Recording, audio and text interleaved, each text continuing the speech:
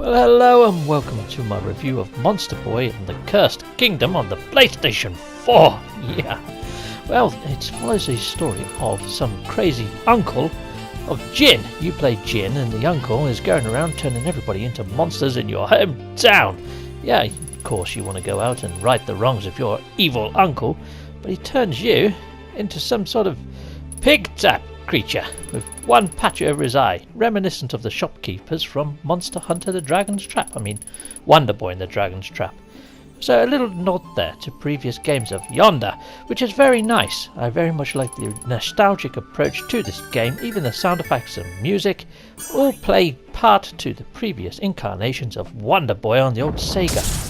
The game itself is full of puzzles and intrigue.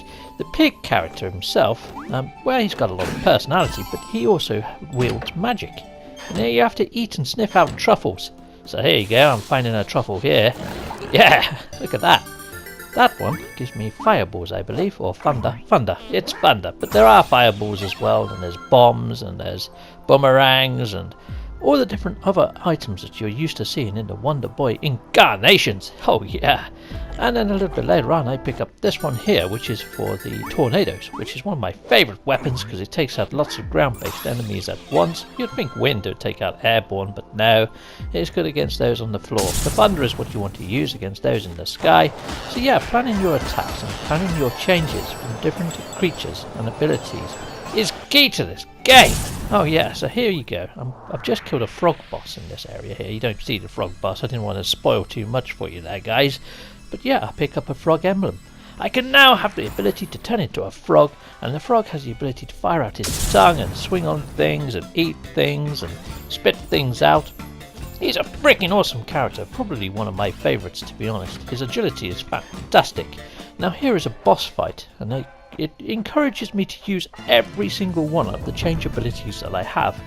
And I'm just going to talk you through this boss battle. Okay, so first I want to hit this top lever. You don't have to do it in this order, but I wanted to. I found it a little bit easier. You have to wait till his jaws open just perfectly, so you just time your jump and fall straight in his mouth. Otherwise a big laser comes out and completely roasts you. But as you can see, I used the frog's tongue to sort of like catapult myself around that little maze there. Now I'm going for the bottom lever. Again, you can do these in any order you wish, and you've got to time it again, like I say, as his mouth is open, or else you lose half energy. It's not nice. Yeah, so now I'm turning into the pig, and I'm going to be using his spell abilities to get me through this little area of the maze. So yeah, now I'm going to be using the fire spell. Now it is a bit tricky getting used to the radial menus, or at least I found it was, but at least it pauses the actual game and the timers don't count down. You can see the countdown at the top there. I've only got a few seconds left remaining. So I panic a little here. I've got to pick up the thunder spell and zap him. I tried to nearly ended up changing creature there, which wouldn't have been great. There we go, so that's that bit done. So now I've done the pig. So I've done the frog, I've done the pig, and now I'm probably going to be using the snake ability. Well, no probably about it, I definitely am. But his laser was on the lever that I want to hit, so I've now got to wait a little while. So there you go. That's the laser that roasts you, so make sure you drop into his mouth at the right time, or else you're going to get completely roasted.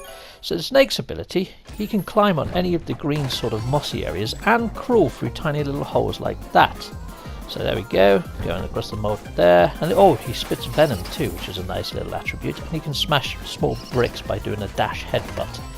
Now you may have to visit other areas of the map that you've already visited in Monster Hunter World. Why do I keep saying Monster Hunter World? Monster Boy.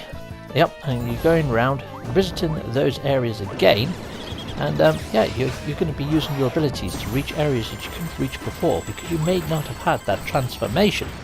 Yeah, so this Monster Land, not Monster Hunter World, that's a completely different game, but I will be doing a review of that in future jumps because I love that game. Yeah, so here we go. You're picking up all the coins and everything like that. Now this game, it tests all of the gamer's attributes. I would say I'm quite a good gamer.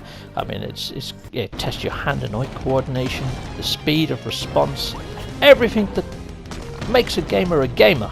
This game tests it to its limits, and for that reason, I absolutely love it. The way that it's been thought out, and it's just amazing. This is like Indiana Jones in Temple of Doom, this bit with a giant boulder after you, so your timing has to be key, and your response times and your hand and eye coordination perfect for you to survive this sort of area of the actual game itself.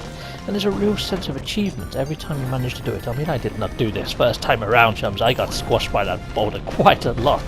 Yeah, I do not like that boulder. That boulder is not my friend. No. But yeah, here I needed to use a potion, which luckily I had one. I managed to refill my health. Otherwise, I would have died again. It is really, really good. The sense of achievement when you actually complete a puzzle is... It's worth playing. It really is. It makes it all worth it. There we go. I've just changed into a lion, which is one of the final transformations. I haven't quite got the dragon yet, but I feel confident to give this review and give this a 92. So a 9.2 out of 10, because it is fantastic. It's a masterpiece. The artistry, the audio, everything is spot on. Get it!